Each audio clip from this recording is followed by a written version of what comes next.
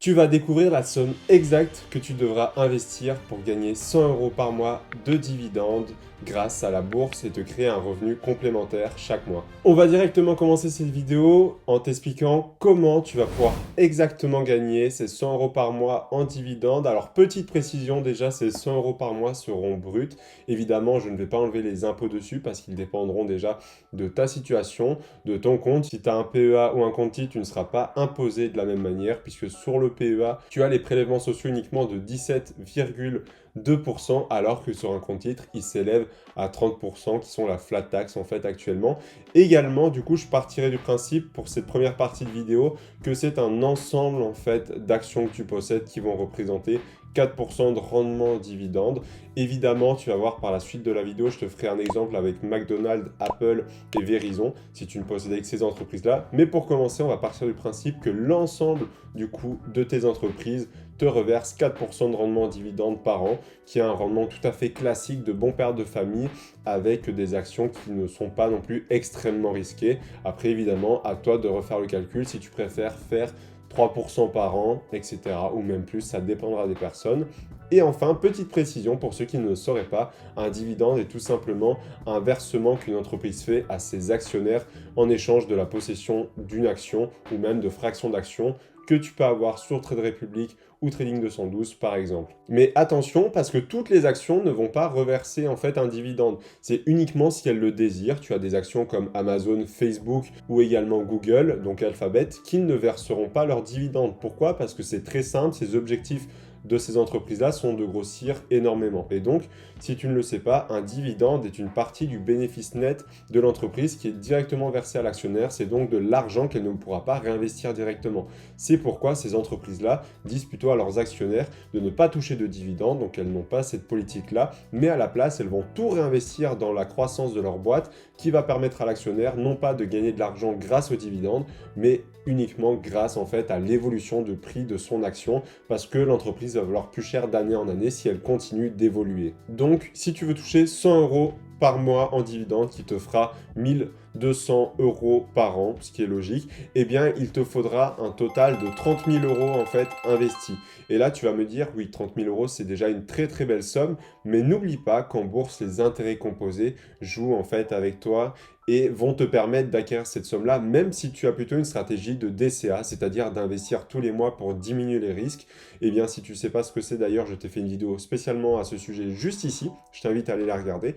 Mais donc, je vais te donner un calcul très simple qui va te rendre compte qu'en fait, atteindre 30 000 € en bourse, c'est quand même relativement simple à faire quand tu as une bonne stratégie et que tu sais la manière dont y prendre. Si aujourd'hui, tu places 300 € par mois en bourse, à 10% de par an de rendement. Je parle bien de rendement sur capital investi et non pas de dividende. C'est deux choses différentes. Si tu ne sais pas exactement ce que c'est, demande-moi dans les commentaires, je te répondrai avec grand plaisir.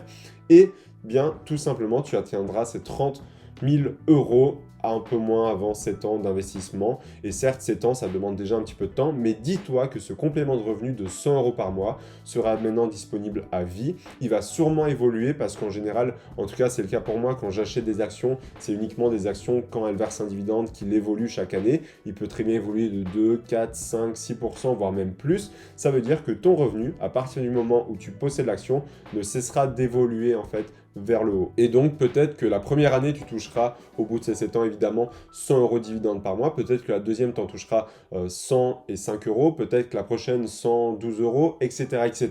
Sans rien que tu fasses. Et encore mieux si tu continues d'investir bien après ces 30 000 € investis et que tu vas plutôt viser voilà, un complément de revenu de 500 €, 600 €, voire carrément remplacer ton salaire avec le dividende, même si c'est quelque chose d'un peu plus compliqué actuellement. On va maintenant passer aux exemples d'actions et de combien est-ce que tu devrais investir dans ces trois actions pour simplement obtenir 100 € par mois en dividende. J'ai pris des actions différentes comme tu vas le voir, mais attention, petit disclaimer avant tout, fais très attention. Ici, je prends une action uniquement pour l'exemple. Je ne t'invite en aucun cas à investir dans une seule action. Pourquoi? Parce que c'est extrêmement risqué. Si cette action fait faillite, tu perds tout ton argent. Si elle baisse de 20%, tout ton capital entier baissera de 20%. Donc la première règle en bourse, c'est la diversification, que ça soit géographique, sectorielle ou entre les actions également, ce qui est très important parce que avoir qu'une seule action dans son portefeuille, tu peux être sûr de très mal t'en sortir. Et ce, même si c'est l'action la plus sûre du siècle, on ne sait jamais ce qui peut arriver. Alors ici, prends en compte que ce n'est que pour l'exemple.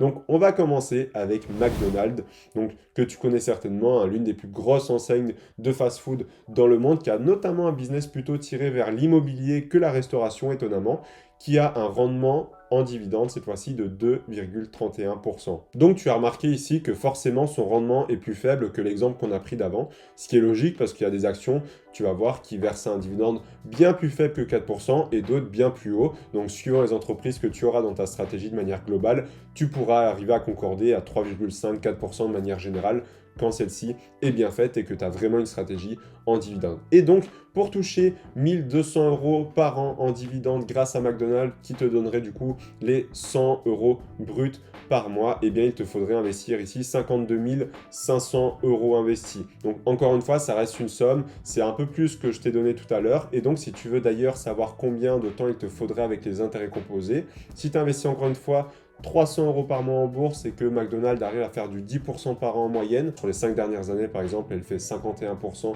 actuellement à l'heure où je te parle, eh bien, il te faudrait à peu près 9 ans pour y arriver et récolter cette somme-là. Donc à peu près 2 ans de plus que par rapport à si tu faisais du 4% par an de rendement en dividende. On passe maintenant au deuxième exemple d'action qui va être autre que Apple, donc l'une des plus grosses boîtes technologiques au monde et l'une des plus grosses, voire la plus grosse capitalisation au monde avec 2000 milliards de dollars, ce qui est juste énorme. Et bien pour cette entreprise-là, le rendement en dividende est extrêmement faible, il est de 0,71%.